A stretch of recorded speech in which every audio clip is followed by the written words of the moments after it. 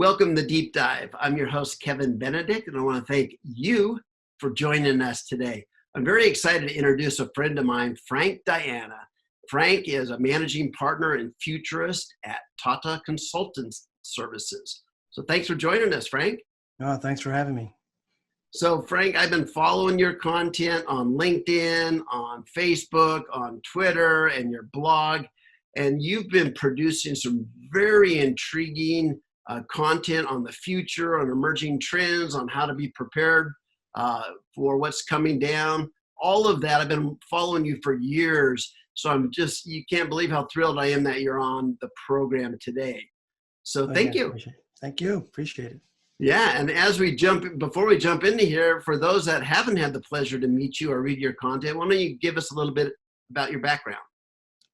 So started in the technology world way back when, and have really kind of moved and evolved into more of a business and societal focus. With technology, obviously, is foundational, given where technology is these days.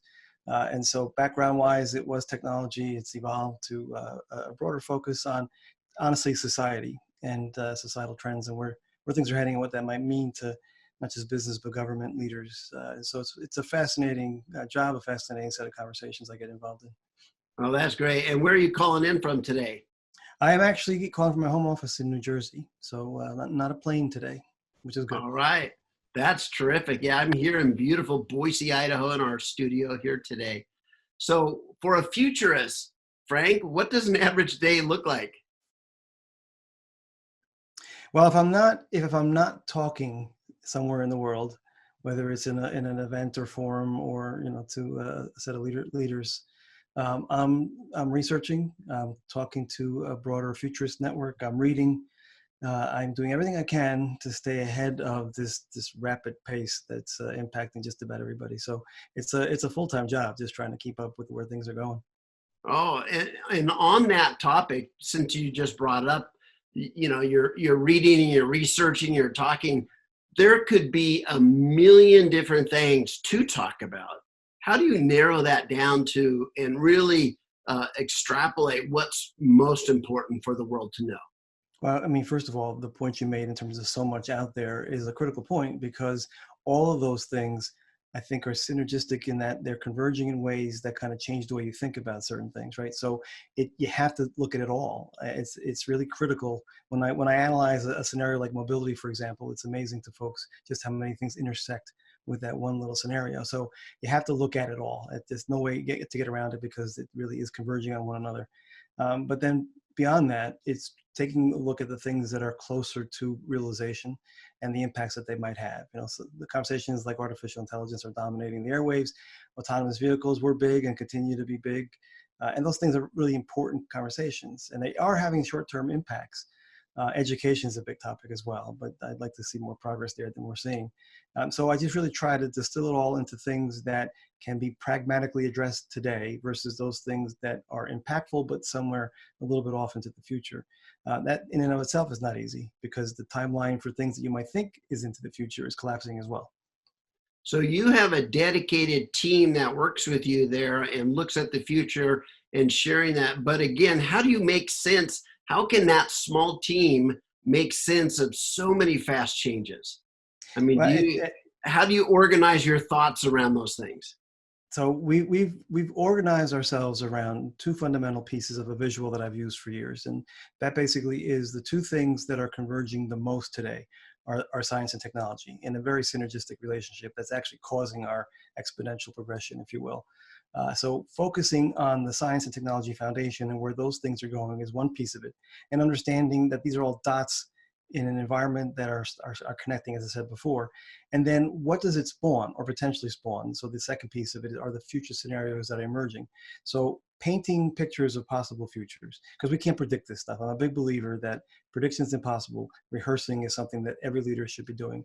So how do you paint pictures of possible futures that enable folks to rehearse potential paths of those futures? And so it's two pieces. It's really the foundational pieces of science and technology and what it enables in terms of the changes that we are likely to experience in society. That's sort of the frame that we try to build everything around. And then inevitably we get into conversations around the paths of these scenarios or What do I think about science and technology, and where's 3D printing going, where's artificial intelligence going? But it's a really good construct, at least in terms of organizing principles. It seems like when you read content from various futurists, you can put them in at least two buckets. One of them is the optimist and the pessimist, right? Yeah. Where would you put yourself when you look at the future and all these changes? Depends on the day. I'm an optimist by nature, so I tend to lean more towards the optimistic side. But that I don't want to undermine the concerns that I have in terms of some of the potential paths that these things are heading on. So as I said, it depends on a given day. But I come at it with a positive lens, because I'm a big believer that what we might be able to enable for society is really great stuff. And if we allow the fear of the dark side of this progression to take over, we'll stifle the progression that I think is critical for advancing our well-being yet again.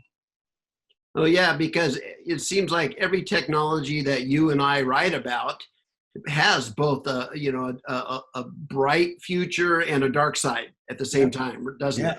Always has. I mean, fire gave us light and warmth, but it burned down houses. Yes. So it's got that unintended consequence side to things that, especially given the pace that we're experiencing, society needs to be focused on that, because it's taking on a life of its own. Oh man, you just hit a funny bone of mine. I could laugh a whole lot about cavemen sitting around debating whether to pursue fire or not. We need some regulatory structures to stop that. I know. Imagine it'll burn the forest. It'll burn the houses. Now, one of the things that I was reading the other day is you on one of the articles you were writing, you said you don't really like to predict the future. You rather present various scenarios. Talk to us about the value of that, and what does that really mean for those not familiar with futurist talk? Well, so prediction has always been part of what futurists do, and others for that matter. And people like Ray Kurzweil have made a career out of it, right? Very successful in his ability to predict. And I just saw something about things that he's predicting in the next several years. And so I won't say that there's a possibility around prediction, but let's just say there's just too many things to try to focus on and predict. And so if leaders were to focus on potential paths of these scenarios, and let's just use mobility as a good example. I'm a big believer that mobility is going to change considerably in the next decade. If it's not autonomous vehicles, it's passenger drones, all kinds of different things and phenomena, virtual presence, that will change what mobility or travel means. And so if you're in that space, even if you're not, because it intersects in so many different directions, what does the future mobility look like? And what does it mean to me as an individual? And what does it mean to me as an organizational leader? And unless you start to paint these various pictures and understand all the intersections and other things that they impact that we just don't visualize unless we start to really dig deep into them, then it's hard to address. It's hard to respond. And so I'm a big believer that, one, understand the implications of these scenarios, and then two, how would you respond? How will society respond? And what are the obstacles and accelerants that are likely to emerge along the way?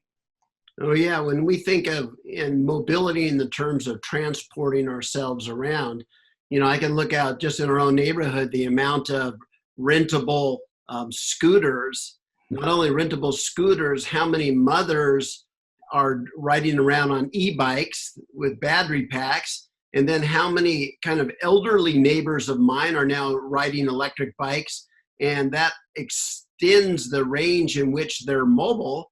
Now, instead of riding, a mile a day, they can ride 5 miles a day. So suddenly the range is that much bigger. But, so I can just see it from Uber to Lyft to scooters to electric bikes. All that is changing. Yeah, considerably. And when you think about the potential implications, I saw a number the other day in terms of reduction in air travel by 2030, 20% reduction because of virtual reality, driven by the generations Millennial and Gen Z and their focus on the environment. And so virtual reality evolves to some scary places if we play that all the way out, that scenario. Yes. But in the shorter term, what's the impact to travel and mobility? I saw an article title this morning. I didn't read the article. I just saw the title. It said, business travelers should not be rewarded for travel. They should be penalized for travel because of the cost on the environment. And I was like, oh no, don't be talking that. Well, it'll be interesting to see how this all plays out. But if some of these scenarios do pan out, you really would question the need to ever have to travel if you could be anywhere as if you were right there, right? I mean, Yeah, lots has to happen for that to be about, because people will tell you, you can't even do conference calls effectively today, let alone think about that world, right? But if it does go in that direction, it's got massive implications. absolutely. So, Frank, in addition to the title of futurist, you call yourself a storyteller in many of your bios that I've read. Now, what role do you see storytelling playing in the futurist role? Well, not just for futurists, because I think storytelling, especially in a world like today's, which is fast changing, uncertain, complex, effectively communicating these things requires storytelling. And those that are good at it, I think, have been very successful in not just getting folks to understand the path of society, but getting somebody to agree to investing in something, for example. Stories really, really help there. So and a good example would be in that mobility space. If you're trying to convince your board that you need to move in a different direction because mobility is changing, the most effective way to communicate that message is through storytelling. Mm. So in my presentations, what I try to do is a highly choreographed story about not just this foundational piece of science and technology, but all these scenarios that I was talking about. Yeah. And when people start to see that these things are real, this is not science fiction, and you kind of visualize for them what that might look like, it's very impactful. So I think any leader out there, the two things that I always say are the most critical things for leadership in the future. One is an effective way to tell stories, and the other is the ability to think at the system level. Because as I said earlier, these things, there's so many of them, they're connecting in ways we can never imagine. And if system thinking isn't one of the core pieces of how we think about this, I think we struggle. Oh, absolutely. Now, in a lot of discussions around technology, you add the importance of talking about ethics and good societal policies around the use of different emerging technologies. How important is that, and where do you see it most needed? Well, obviously, the discussions today are driven by artificial intelligence, where it's going, and the fact that morals and ethics and bias and diversity all kind of in the same category of things that have to be addressed as we think about baking those things into these systems that will automate much of what we do in the future. So, ethics is a big discussion, and we don't have a global standard on ethics. So, conversations around whose ethics and we as developers of these systems have biases, and we've got all kinds of examples of how those biases are built right into our systems. So artificial intelligence already having a bias baked in, and diversity being another big topic. Amy Webb, who is the founder of Future Today Institute, had a book out called The Big Nine, and she talked about how universities, a big white contingent of developers around AI, and so there's an inherent bias in terms of what that community does, and not enough women, et cetera, et cetera, et cetera. So all those things are critical as we think about a world, an automated society. That's the scenario that I talk about. If we move towards an automated society, how does the ethics and morals and bias and diversity discussion help us solve some of those problems, the ones I just referenced? Oh yeah. When there's discussions out there, the right to be forgotten, and there's all kinds of things also that just fit into what do we actually want from our society?